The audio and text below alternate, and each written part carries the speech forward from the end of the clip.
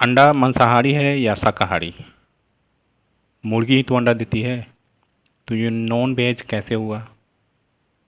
लगातार ये सवाल चर्चा में रहता है और दुनिया में इनको लेकर अलग अलग विचार भी हैं। लेकिन अगर साइंस की बात करें तो वैज्ञानिकों ने इसका जवाब ढूंढ लिया है। इन वैज्ञानिकों ने अंडा के मांसाहारी या शाकाहारी होने पर बहस पर विराम लगा दिया है। हालांकि अभी कुछ लोग इससे इत्तेफाक नहीं रखेंगे, लेकिन हम यहाँ सिर्फ साइंटिफिक बात कर रहे हैं। आइए तो जानते हैं अंडा शाकाहारी है या मांसाहारी। शाकाहारी लोग अंडे को मांसाहारी बताकर नहीं खाते। उनका तर्क होता है कि अंडा मुर्गी से आता है, इसलिए जब मुर्गी नॉन वेज है तो अंडा भी नॉन वेज है।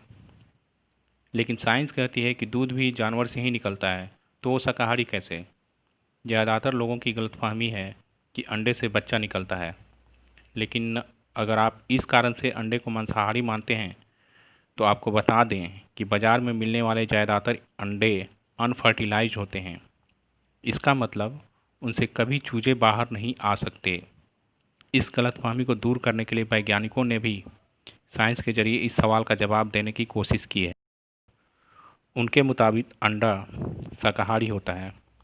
मुर्गी जब 6 महीने की हो जाती है तो हर 1 या 1.5 दिन में अंडे देती है। लेकिन उसके अंडे देने के लिए ज़रूरी नहीं कि वह किसी मुर्गे के संपर्क में आई हो। इन अंडों को ही अनफर्टिलाइज्ड एग कहा जाता है।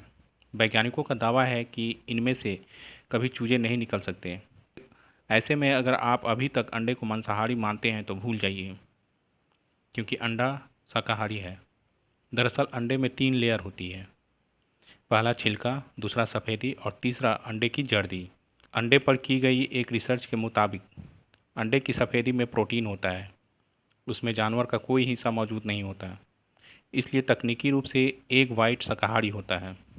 एग वाइट की तरह ही एग योक अंडे की जिसे अंडे की जर्दी कहते हैं, उसमें भी प्रोटीन के साथ सबसे ज़्यादा कोलेस्ट्रॉल होता है और फैट मौजूद होता है। हालांकि अंडे मुर्गी और मुर्गे के संपर्क में आने के बाद दिए जाते हैं, उनमें गैमीट सेल्स मौजूद होते हैं जो उसे मांसाहारी बना देता है।